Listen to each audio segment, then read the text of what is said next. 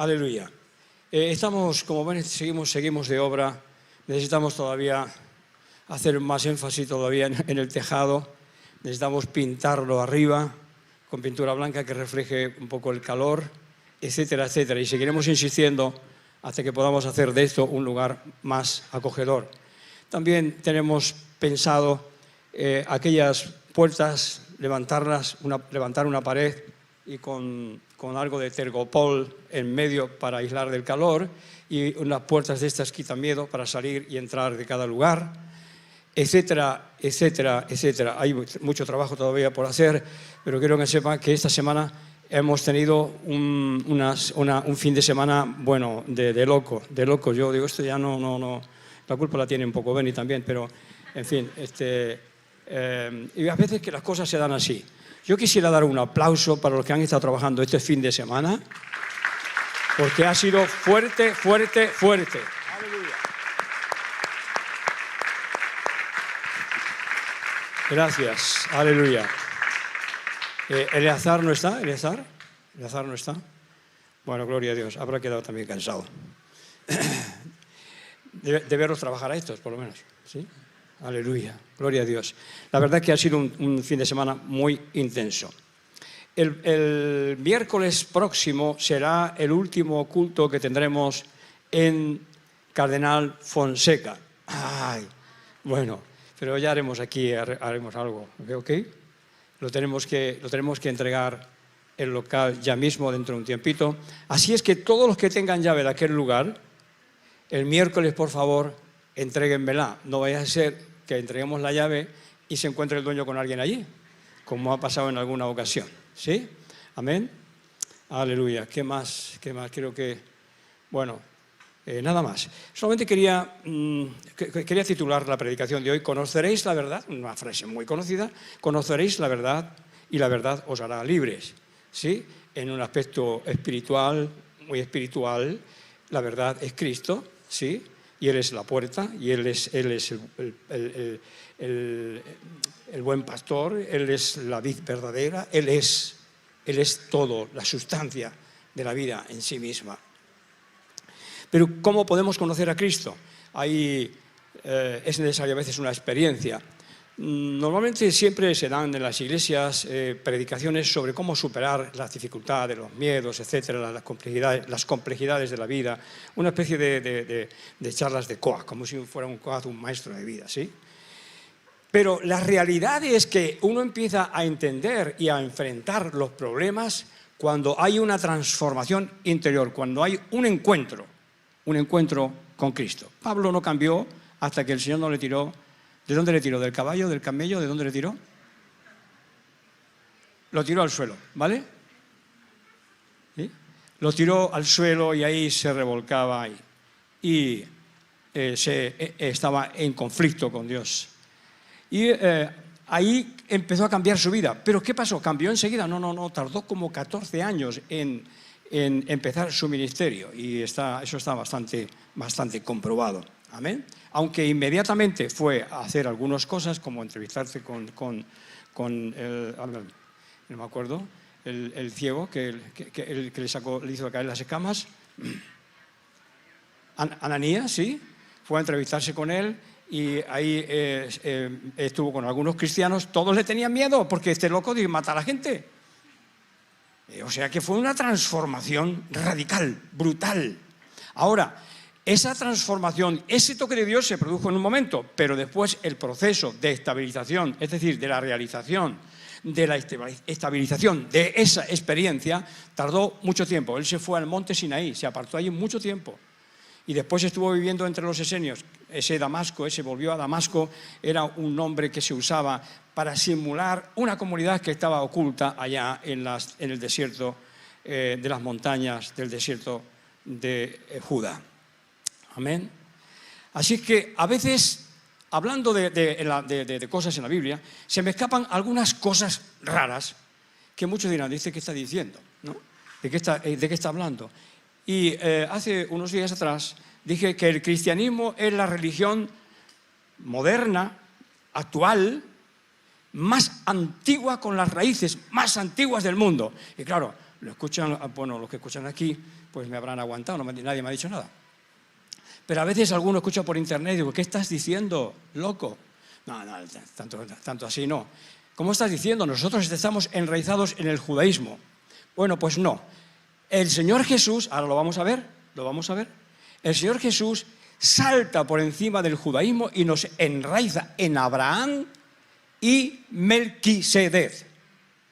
Porque ya el judaísmo se había liado una que no había quien se aclarara con tantas tradiciones y tantas costumbres y tantas imposiciones y tantas cosas raras. Amén. Así que tengo que aclarar un poquito este concepto, pero lo vamos a hacer de una manera muy amable, muy seguida. ¿Quién pienso yo? Pienso yo, si es que me cuesta ser un poquito a veces amable. Por eso tomo mucho té con azúcar, pero no es buena el azúcar, pero tomo mucho té. A ver si endulzo un poquito mi vida, pero no hay caso. Yo creo que el Señor tiene que hacer todavía una transformación muy grande en mí. El nombre más antiguo mencionado en las Biblias es el Shaddai, ¿sí? Que se traduce en nuestras Biblias como el Todopoderoso. Y este nombre es procedente de Mesopotamia, de donde salió Abraham. Cuando Abraham, peregrinando río arriba, el río Éufrates arriba, llegando a Siria y Cananea, se encontró el nombre que se usaba, el nombre Elohim, o él, una abreviatura de Dios. Él es un nombre indefinido, como lo es Yahvé o Yahweh, el que es. Sí, síganme por favor lentamente, vamos a ver si lo vemos, lo aclaramos esto. Y el que está escuchando por ahí, a ver si después lo escuchas la aclaración y me pones un me gusta, ¿vale? Donde más veces, ¿me pones el dinosaurio ese por ahí? Donde más veces aparece repetido el nombre de El Shaddai es en el libro de Job, que es el más antiguo de la Biblia. Algunos dicen que es antidiluviano y a veces razón no le faltan. Vamos a ver la imagen esa del dinosaurio. Está el dinosaurio, fíjense qué pedazo de monstruo. ¿Y qué dice Job? He aquí ahora Behemoth, el cual hice como a ti, hierba come como buey. He aquí ahora que su fuerza está en sus lomos y su vigor en los muslos de su vientre. Su cola mueve como un cedro. Esto y algunas otras que vamos a seguir leyendo, alguna cosita más. Su cola mueve como un cedro. Y entonces aquí los investigadores y antropólogos al final llegaron a la conclusión, digo, que esto ningún animal de ahora tiene una cola como la de un cedro. ¿Sí? Miraban al hipopótamo, no, me tiene una colita así, no. Miraban al elefante y también tiene una colita chiquitita, tiene una trompa muy grande, pero no como un cedro, pero la cola es chiquita. Hasta que empezaron, pasa la otra imagen, es que esa no se ven muchos huesos ahí, pero es enorme. Miren qué pedazo de cola. Mueve su cola como un cedro. Un cedro es un árbol poderoso, ¿sí? Así que muchos antropólogos, lectores que estudian las Escrituras desde un punto de vista no teológico, sino antropológico, pues están entendiendo que se está refiriendo a un animal antidiluviano. Y por lo menos hasta el versículo, hasta los capítulos 30 y tantos, es así. ¿Bien? Y después hay una intervención de un joven, Eliú, que aparece ahí, y entonces cambia toda la trayectoria, cambia la trayectoria del libro, haciéndole entender a Job que él está en pecado y que hablaba de cosas que no entendía. Dice, sus huesos son fuertes como bronce y sus miembros como barras de hierro. Él es el principio de los caminos de Dios. Él es el principio de los caminos de Dios. Y Dios creó el mundo y después hubo un diluvio. Ahí están los restos arqueológicos por todos lados, sobre todo en Argentina, en la Patagonia están saliendo muchísimos. Estuvimos allá con mi esposa y bueno, ha salido ahora uno enorme. Muy bien, vamos a mirar en Génesis, no les he dicho a los chicos los capítulos, pero como son muy ágiles, Génesis capítulo 1, 31 hasta el capítulo 2, 3. ¿Y por qué vamos a hablar de esto? Porque esta verdad también les puede hacer a ustedes libre de los ataques de algunos que dicen que ustedes no conocen porque el judaísmo, porque los judaizantes, porque tal, porque cual, porque la ley dice así, porque lo otro dice así, y terminan mareados. A veces esto es para los que cuelan el mosquito y se tragan el camello, como ese, ahí ya se lo han sacado. ¿Sí? Los que cuelan el mosquito y se tragan el camello. Bien, Génesis capítulo 1, 31 hasta el capítulo 2, 3. Repite el nombre de Elohim 35 o 36 veces, dependiendo de alguna versión, y no menciona nunca a Jehová, a Yahvé o Yahweh, nunca. Hasta el capítulo 2, versículo 4, donde parece que empieza una narración de la creación con unos matices diferentes, y dice... Génesis capítulo 2, versículo 4. Estos son los orígenes de los cielos y de la tierra cuando fueron creados el día que Jehová Dios hizo la tierra y los cielos. El día que el que es Elohim hizo los cielos y la tierra. Eso es lo que significa Yahvé.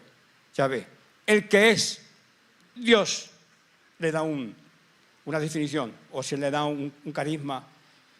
Un nombre, ¿sí? Los días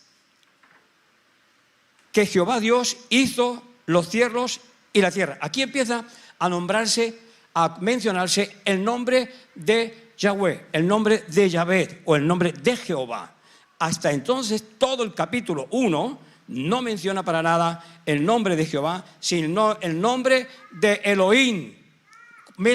Mentalícenlo bien, porque vamos a ir rápido, hoy no les voy a hacer pasar mucho calor, pero mentalícenlo bien porque vamos a ver cómo el Señor Jesús se define en estos términos, de acuerdo a este principio, ¿vale?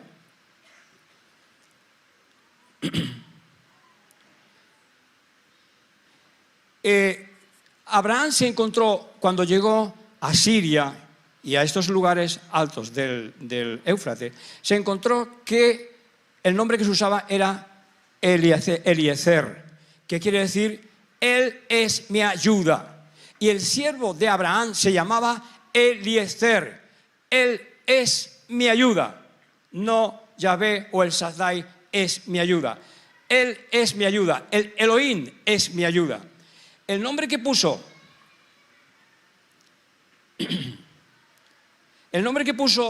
Moisés a su segundo hijo fue Eliezer. Si existiera el nombre, o quisiera ponerle un nombre relacionado con la ayuda de Dios, le hubiera puesto Yahvé, el que es mi ayuda, el que es mi ayuda. Pero no, le puso Eliezer también, le puso Eliezer. ¿Me van siguiendo? ¿Por qué? Porque todavía no le había sido revelado el nombre de Yahvé o Yahweh. Todavía no había sido revelado y le pone a su hijo Eliezer. Dios es mi ayuda por cuanto me libró de la espada de Faraón. Y dijo, por cuanto el Señor me ayudó y me libró de la espada de Faraón. Éxodo 18:4. Vemos la cita más clarificante ahora mismo. La vamos a ver, una de las citas más clarificantes. Pero en cuanto al que el cristianismo es la religión más antigua y que está enraizada en estos principios, lo vamos a ver en la declaración que hace el Señor Jesús y que seguramente se les ha pasado por alto casi a todos, como a veces los traductores bíblicos dicen, no sabían ni a quién estaba llamando. Dice, Éxodo 6:1-3. Entonces Jehová respondió a Moisés, ahora verás lo que yo haré a Faraón, porque ya le había dado la promesa de ir a liberar a su pueblo, porque con mano fuerte los ha de dejar ir, los tiene que dejar ir, y con mano fuerte los ha de echar de su tierra.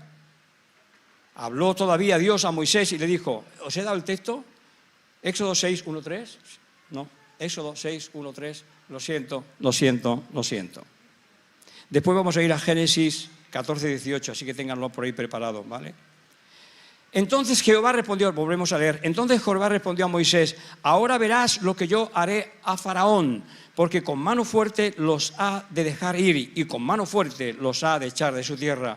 Habló todavía Dios a Moisés y le dijo, yo soy Jehová. Es decir, yo soy, porque Jehová quiere decir yo soy. Yo soy el que soy. Yo soy el que soy, y no me pongas calificativos ni me definas, porque soy infinito, y este es el nombre, uno de los nombres más apropiados para referirse a Dios, el que ¿El que es qué? Bueno, Jesús dice, yo soy la vid verdadera, yo soy el buen pastor, etcétera, etcétera. Los grandes yo sois de Jesús. ¿Sí? Porque Jesús se apropia a ese nombre, utiliza ese nombre en un sentido propio. Yo soy. Y lo repite varias veces. Y cada vez que repite ese yo soy, suceden cosas extraordinarias. Y aparecí, miren, y aparecí a Abraham, Isaac y Jacob por el nombre de Dios omnipotente, de El Shaddai. Cada vez que se repite, que se menciona el Dios omnipotente o el Dios altísimo, se está refiriendo a El Shaddai. Me di a conocer a ellos por el omnipotente, por El Shaddai, pues por mi nombre, Jehová, el que soy, yo no era conocido por ellos. O sea, los antiguos, hasta Moisés, no conocían el nombre de Yahvé, aunque se repita en la Biblia montones de veces porque lo escribió Moisés, al que le fue revelado este nombre. ¿Entienden? ¿Me van siguiendo bien? Porfa. Esto es importante. La verdad nos hará libre a veces de las chusmerías y de las cosas que nos quieren confundir, que nos dicen que no sabemos dónde estamos. ¿Vale? Pues sí sabemos dónde estamos. Hombre. Vale. Porque por este nombre de Yahvé no me di a conocer a ellos, o sea, ellos no me conocían por el nombre de Yahvé, o Jehová, sino por el Shaddai, el Dios de las montañas, el Dios de las alturas. Vamos, seguimos, vamos bien. Después lo miran y toman nota, ¿vale? ¿Sí? Génesis capítulo 1:31. Perdón, que se me ha ido la tablet. El Señor Jesús, desde el inicio de su ministerio, empieza a romper las estructuras. Estén atentos al final, porque al final vamos a ver cómo Dios nos identifica a nosotros con estos principios, en el Apocalipsis, o Pedro, nos identifica a nosotros con estos principios, y además nos dice que esto va a prevalecer sobre el fin del mundo, y que reinaremos sobre el fin del mundo.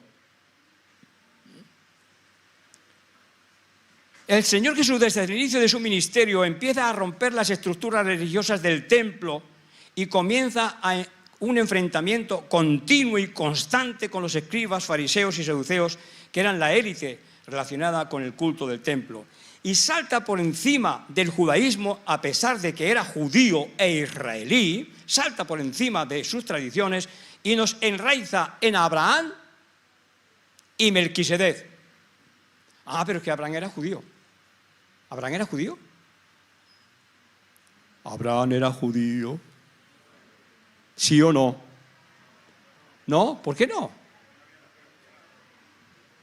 No había nacido todavía ni Isaac ni Jacob, Jacob fue el que engendró a los 12 hijos que formaron las 12 tribus de Israel, y una de ellas de Judá, que no aparece casi para nada hasta la división del reino. Ni en la conquista de Judá aparece, porque el que aparece es Caleb en la conquista de Judá y de Hebrón, y Otoniel y sus hijos aparecen ahí en la conquista de Judá, y no aparece Judá por ningún lado. Y Caleb no era judío ni israelita. Anoten, los que estén viendo por ahí, anoten bien, que ahora lo vamos a ver. Anoten bien, y no me vengan después a poner ahí, ¿vale? Anoten bien. No era judío, Caleb no era judío ni israelita, era ceneceo, de la familia del suegro de Moisés. Es decir, era cuñado de Moisés. Tómatela. ¿Sí? Pero después aparece, en la división del reino es cuando aparece el judaísmo centrado en el templo en Judá y en Jerusalén, que queda en Judá. Génesis 14, 18. Va a ser un poquito, pero ya la semana que viene les voy a dejar tranquilos. No les voy a dar más el tostón, les voy a dejar libres para no darles la paliza. ¿Sí?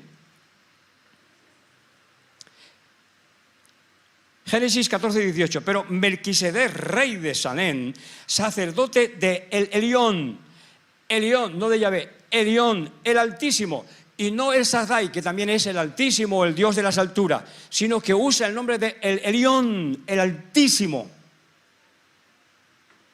Sacó pan y vino. ¿Qué sacó?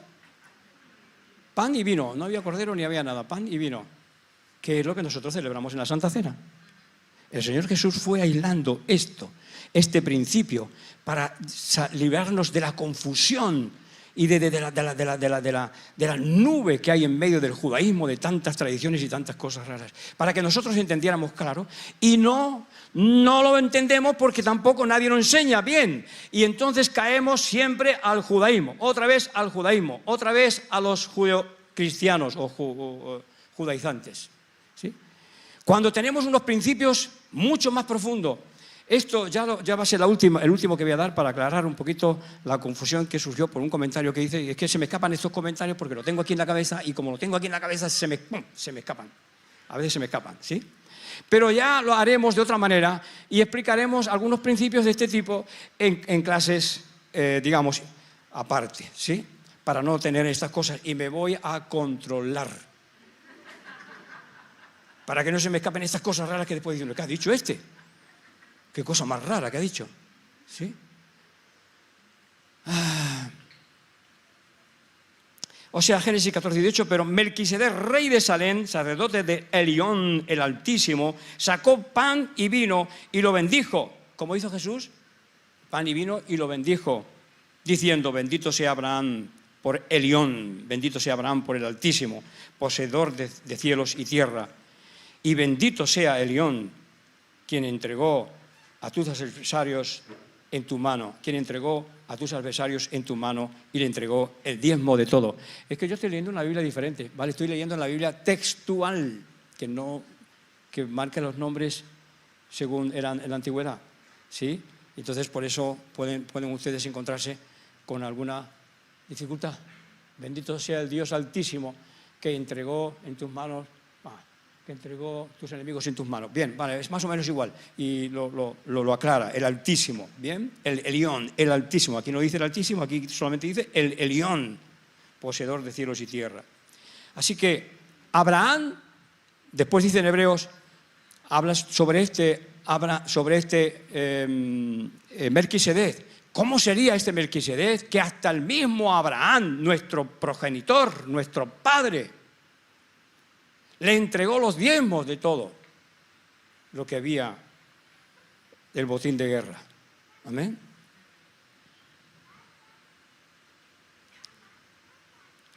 Hebreos 7:1. Perdón, no, pero vamos a ver primero.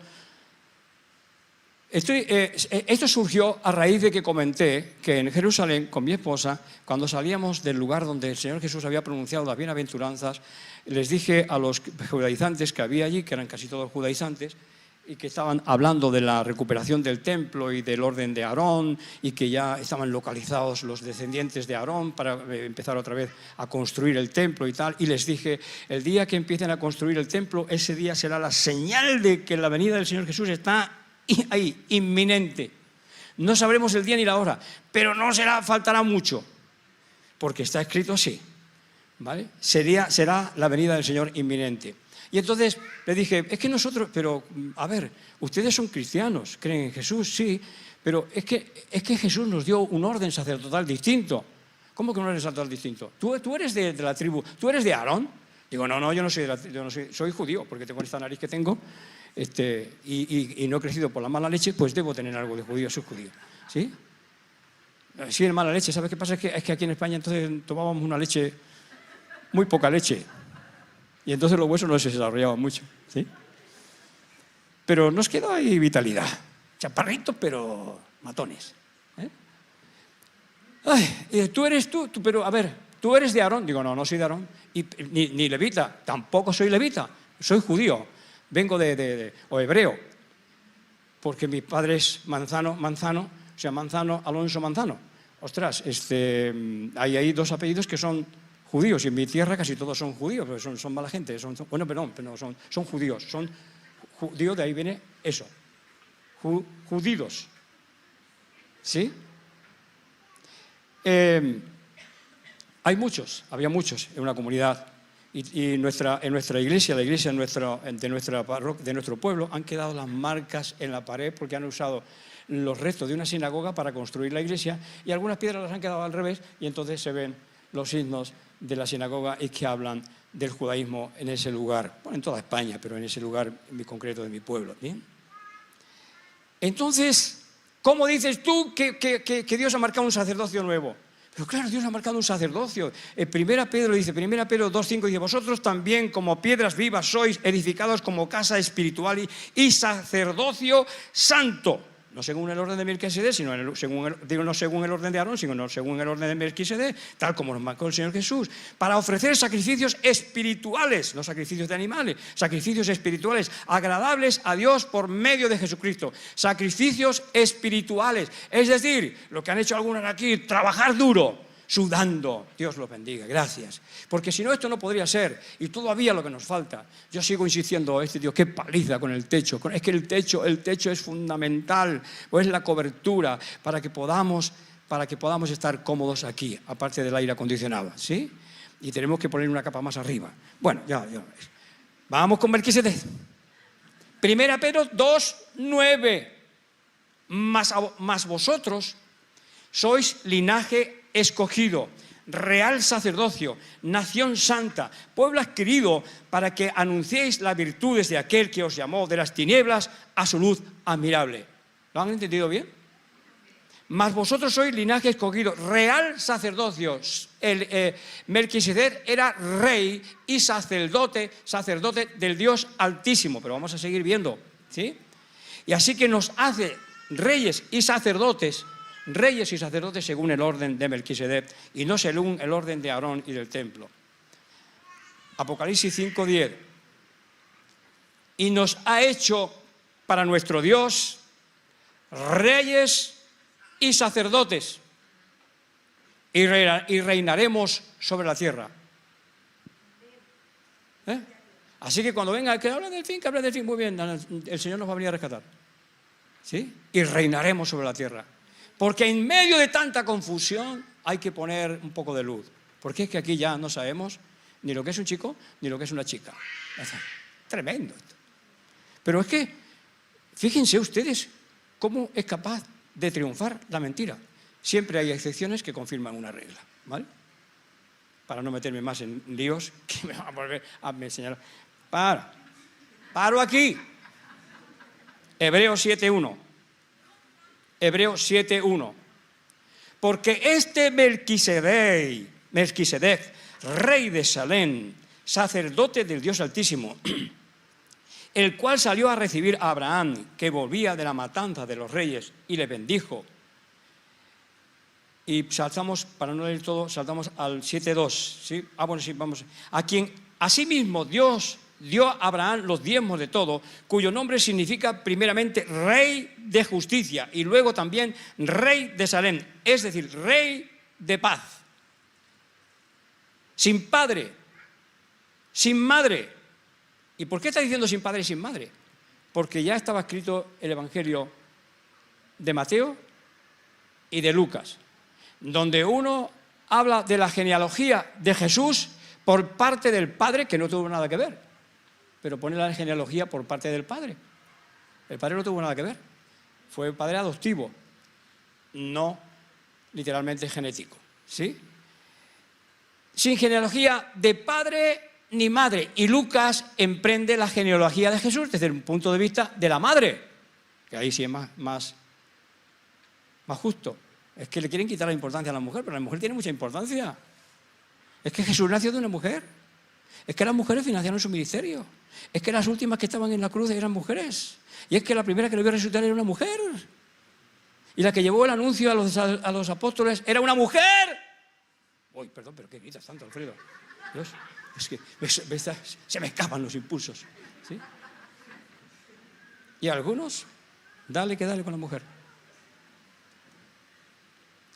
Yo creo que también, como dije en ese lugar donde me han puntualizado, el Señor Jesús metió a los apóstoles en el aposento alto porque les iba a limpiar los pies. Y a las mujeres no se las podía tocar.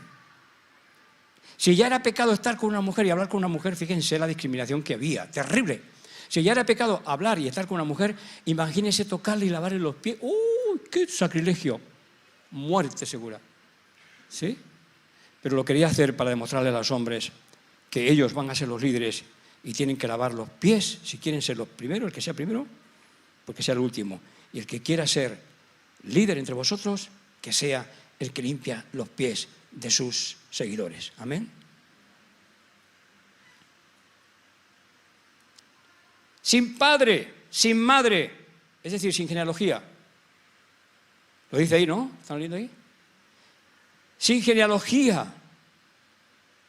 No tiene principio de días, ni fin de vida. Él es el principio y el fin, el alfa y la omega.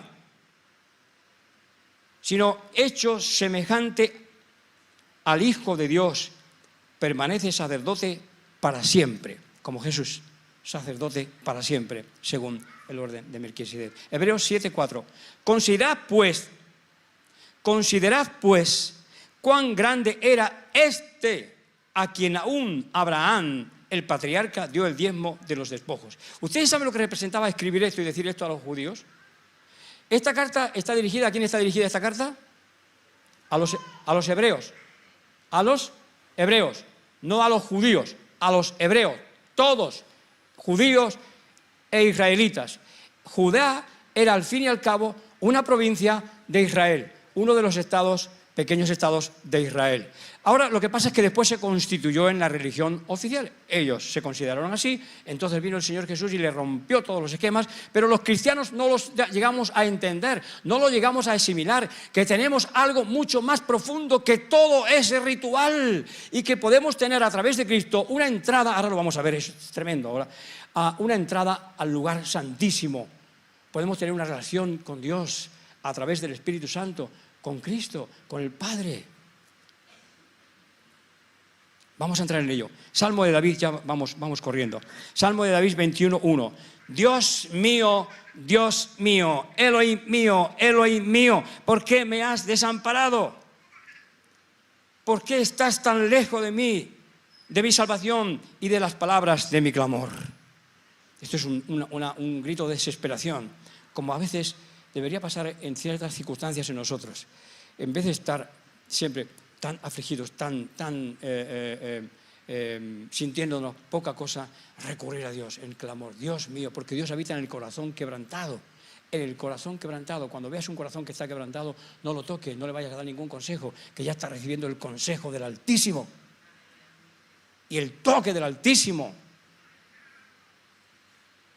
Si acaso le das un abrazo y un beso, te entiendo, porque a mí también me ha pasado. Dios mío, Elohim mío, ¿por qué me has desamparado? ¿Por qué estás tan lejos de mí, de mi salvación y de las palabras de mi clamor? Estoy clamando a ti y no te siento, no te escucho, no siento tu presencia, no siento tu cuidado, no siento tu protección. Dios mío. Con estas mismas palabras del Salmo 21:1, recitadas en arameo, Jesús expresó sus propios sentimientos en la crucifixión, en Mateo 27:46 y Marcos 15:34. Leemos en Marcos 15:33 a 51. No, perdón, más cortito, pero bueno, al 33. 15, 33 al 35. No sé, no lo veo todo bien, ¿vale? Y cuando vino a la hora sexta, ¿sabes la que es la hora sexta? ¿Sabes cuál es la hora sexta?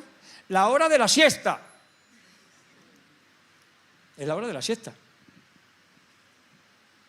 De ahí viene la palabra siesta. Es que nosotros vivimos en un país donde el día es muy largo, hay muchas horas.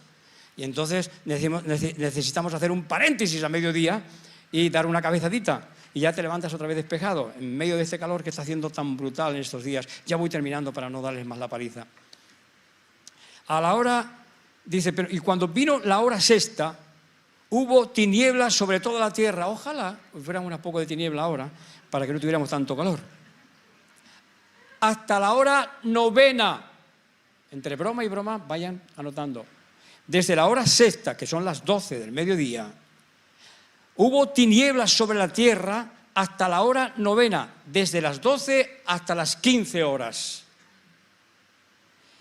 Y a la hora novena Jesús clamó a gran voz. A la hora novena Jesús clamó a gran voz, diciendo: Eloi, Eloi, lama sabactani.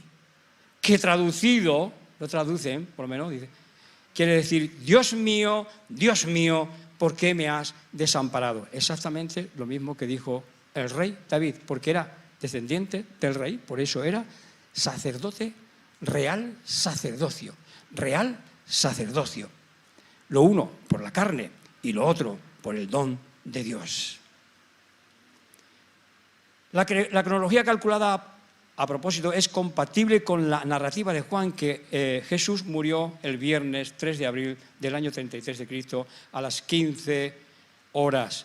Entre las 15 y las 14 horas, ¿saben qué? A esa hora que pasaba esa hora es el mismo momento en que los corderos de la Pascua eran sacrificados. Fíjense ustedes el profundo simbolismo que a nosotros a veces nos pasa desapercibido, para entender que hay una ruptura, un corte, y cesa el sacerdocio según el orden de Aarón, y entra en vigencia el sacerdocio según el orden de Melquisedec. El Señor había celebrado antes la Santa Cena con pan y vino. Hizo la Santa Cena completa, con cordero, con las hierbas amargas, con las copas de vino que vimos el otro día, el día de la cosa, ¿sí? ¿Sí? Y vimos todo eso, pero hizo un matiz.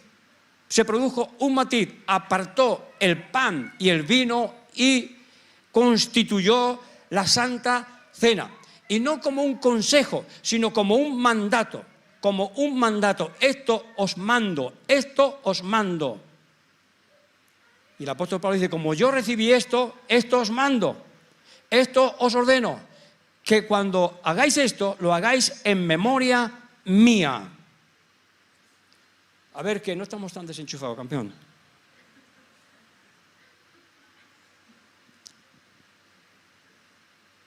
Ahora, fíjense, desde la hora sexta, de la siesta, pues un buen momento para dormir, porque estaba nubladito, viene una oscuridad sobre la tierra, hasta la hora novena, la hora de ofrecer el sacrificio. En la hora novena, vamos a leer el versículo 46 de Mateo, estoy leyendo en Mateo 27, 45, porque es que narran lo mismo prácticamente, ¿sí? Desde la sexta hora descendió oscuridad sobre la tierra hasta la hora novena, que era la hora del sacrificio. Fíjense ustedes bien, presten bien atención, porque hago bromas y sarcasmos y tonterías, perdón, pero estoy diciendo algo muy, muy interesante, muy importante. Desde la hora sexta hasta la hora novena, como a la hora novena Jesús exclamó, o sea, se produjo esa oscuridad y se produjo después, como vamos a ver, un terremoto. Y vamos a explicar bien esto, ¿vale? Para que lo podamos entender.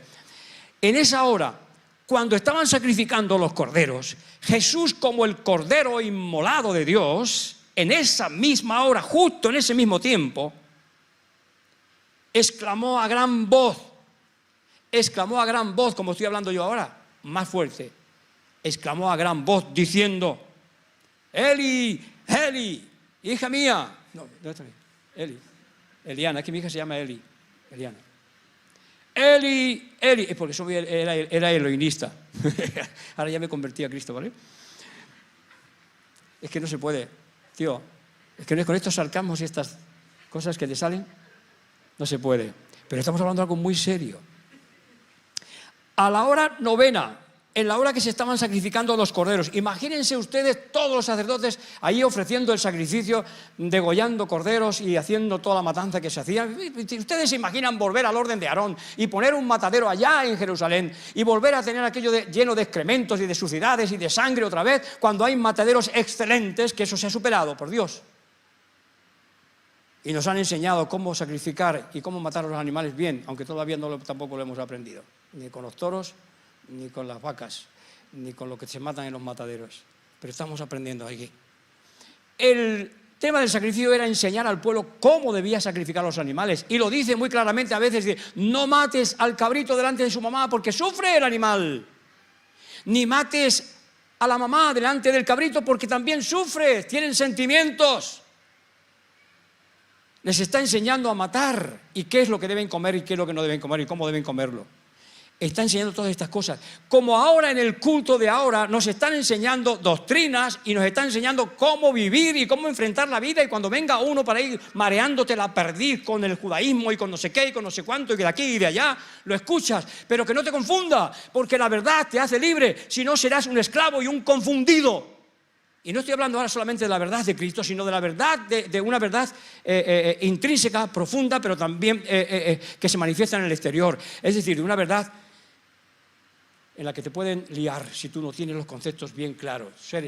Somos reyes y sacerdotes. Aquellos que han sido ungidos para el pastorado y para el liderazgo son reyes y sacerdotes según el orden de Melquisedec. Y no sé si se está refiriendo solamente a los que son ungidos, sino al pueblo que ha aceptado a Cristo. Y es un mensajero del Dios Altísimo.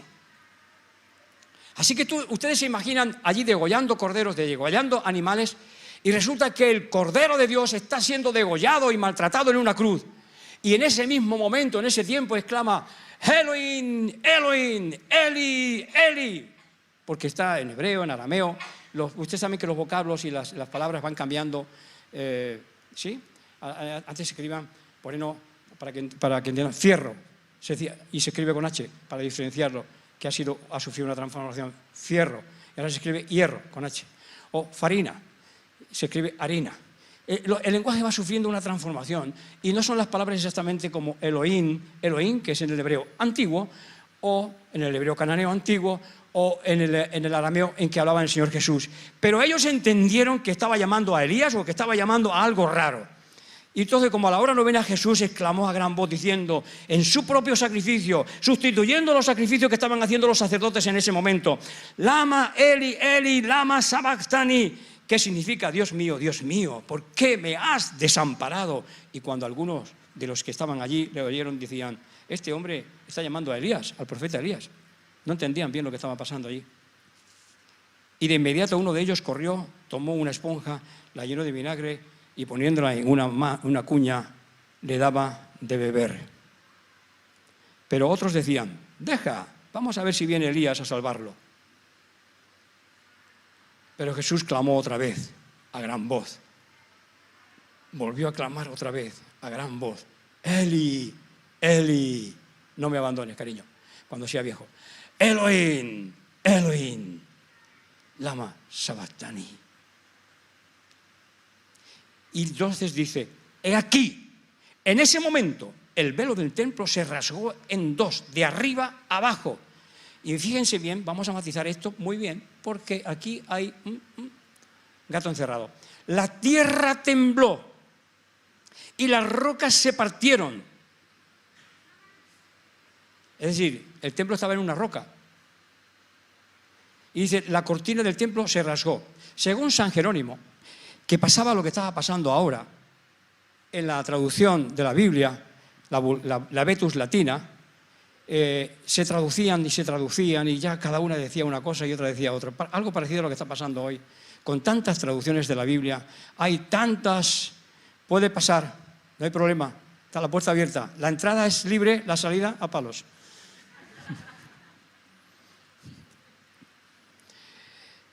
Había tanta confusión que un papa, no era papa todavía, el obispo de Roma, el principal del cristianismo en aquel momento, mandó a San Jerónimo a revisar las Escrituras para tener una versión ya, para saber qué es lo que estamos leyendo. Y entonces revisó todos los textos hebreos que encontraba en aquella época. No había entrado el Islam todavía y encontraba muchas comunidades. Y entró en aquel lugar y encontró el Evangelio de los Nazarenos. Y entonces cuando tuvo que traducir esto, puso una nota ahí y dijo, según el Evangelio de los Nazarenos, que está escrito en hebreo, dice que no se rasgó el velo. Si hay un terremoto y hay una oscuridad y hay una tormenta, el velo se mueve, pero es muy difícil que se rasgue.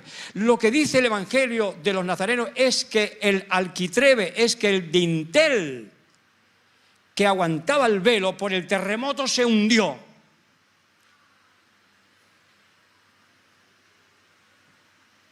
Así que, según él, según el Evangelio de los hebreos o de los nazarenos en aquel tiempo, el velo no se rasgó, sino que se cayó todo. ¿Se imaginan todos los sacerdotes que estaban en el templo ofreciendo el sacrificio de los corderos para el Señor, para Jehová, para Yahvé, que el templo temblara y que todo temblara y que el parte del templo se cayera.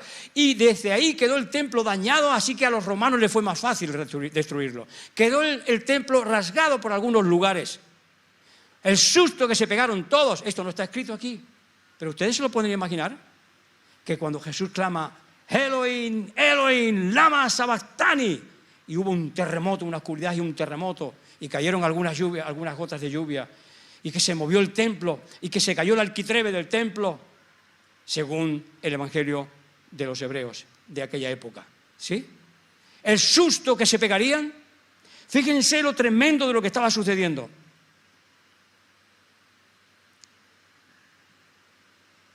Ya termino. ¿Pueden subir los músicos así? Vamos acomodándonos ya. Dice Hebreos 5:10, y voy a terminar con esto. Y fue proclamado por Dios sumo sacerdote según el orden de Melquisedec. Porque se está refiriendo, si aquel orden del templo y de los sacerdotes hubiera sido válido y hubiera hecho el trabajo que debería hacer, no hubiera sido necesario este segundo pacto, este segundo sacerdocio, según el orden de Melquisedec. Hebreos 11. De esto tenemos mucho que decir, aunque es difícil de explicar. Ya le costaba al escritor de la carta a los hebreos, ya le costaba que esto era, tenemos mucho que decir, pero es difícil de explicar. Así que es posible que hagamos algunos talleres al respecto de esto y de algunas otras cosas que hay mucho que decir, pero que son difíciles de explicar, y no para soltarlas así, en una predicación, que alguien la escuche y diga, ¿qué está diciendo este loco? No lo explico, ¿vale? Perdones por esta explicación, por esta matización, ¿ok? Debiéndose ya maestros, dice, por el tiempo transcurrido, esto no ocurre aquí, porque hay muchos nuevos, de nuevo tenéis necesidad de que alguien os instruya desde los primeros rudimentos de la palabra de Dios, y habéis llegado a tener necesidad de leche y no de alimento sólido. Ha llegado el tiempo, la hora de la verdad os hará libre, de ir a por alimento más sólido. Si Dios quiere, lo haremos.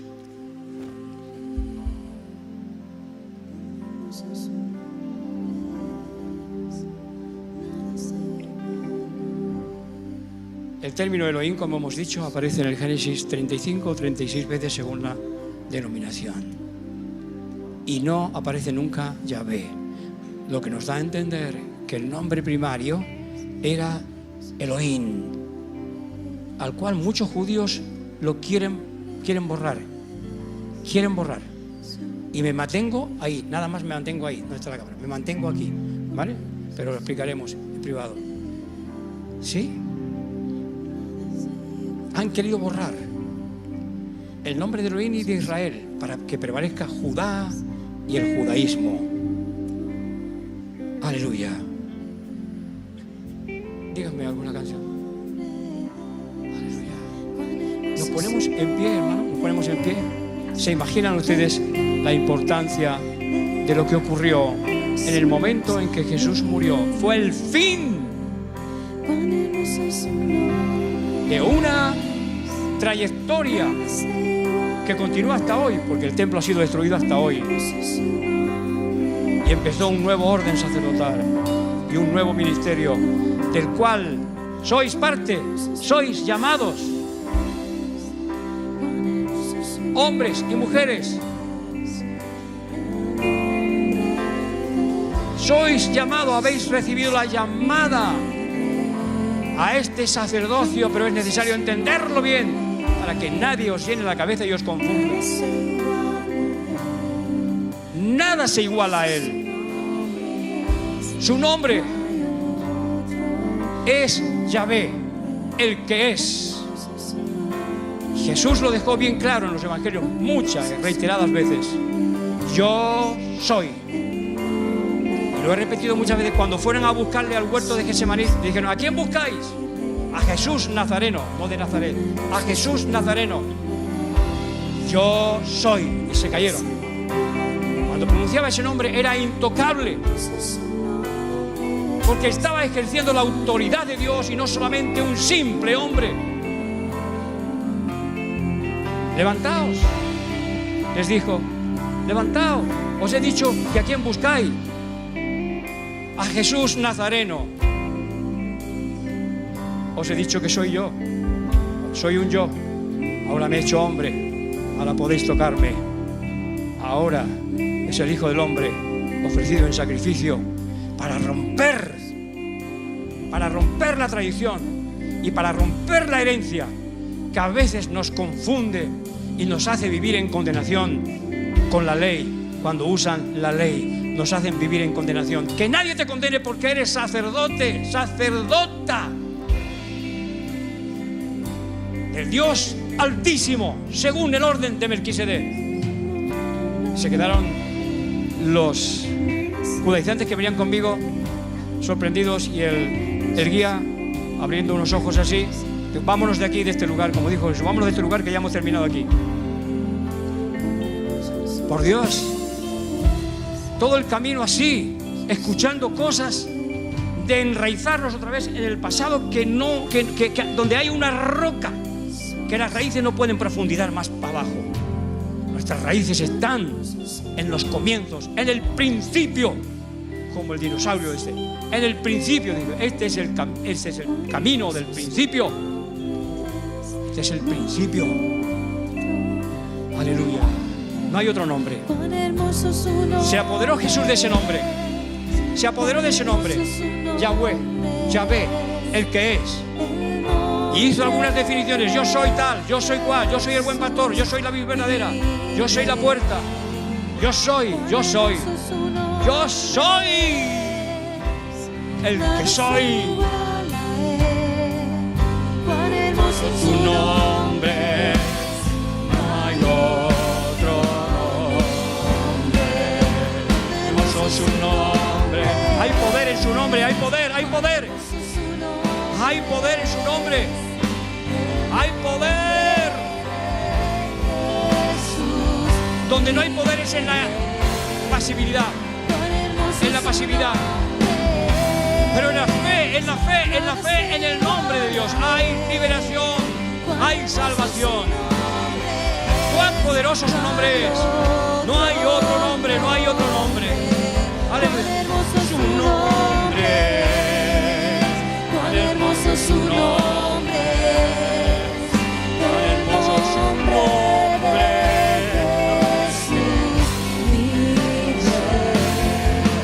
Cuán hermoso su nombre.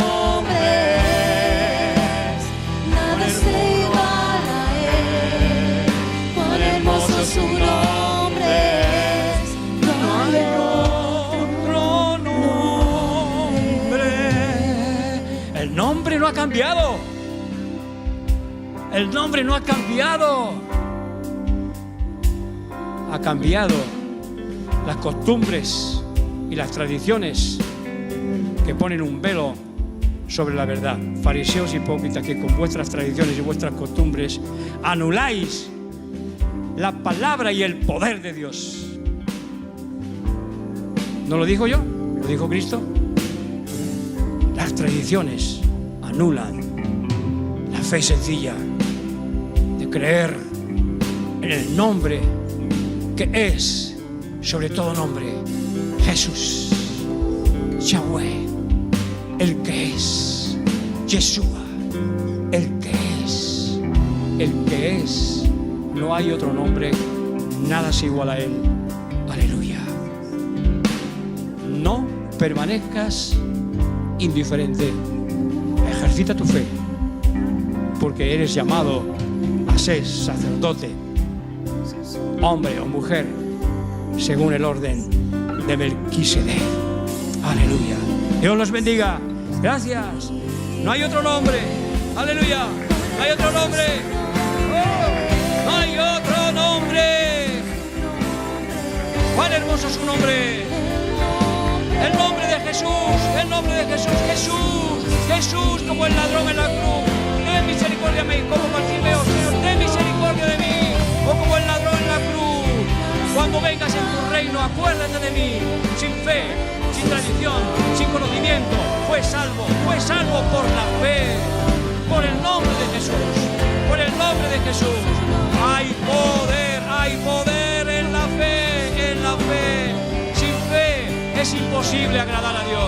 Sin fe es imposible entender esto. Sin fe es imposible aceptarlo, entenderlo y recibir la gracia de Dios. Dios los bendiga en el nombre de Yahweh, en el nombre de Jesús, en el nombre del que es sobre todo nombre. Y no hay otro Dios, no hay otro Dios como Él. Aunque reine el mal en la tierra, Dios llamará a los suyos para reinar, para reinar, para reinar. Eres llamado para ser sacerdote, para dar testimonio y para reinar cuando venga el fin. Cuando vengan estas cosas del fin, alegraos, gozaos, porque vuestra redención está cerca. No es para llorar, no es para llorar. Que digan lo que quieran. Dios vendrá a salvar y a cuidar de los suyos. Declárate en el nombre de Jesús que eres suyo, suya. Nombre del que es el yo soy, sin traducción, Yahweh, el yo soy, yo soy, yo soy, yo soy. Él es y Él es. Aleluya, Dios los bendiga. Gracias, gracias por estar ahí, gracias. Aleluya. Vamos a abrir las puertas para que entre aire y estamos más fresquitos. Dios los bendiga, gracias, pareja, Dios los bendiga.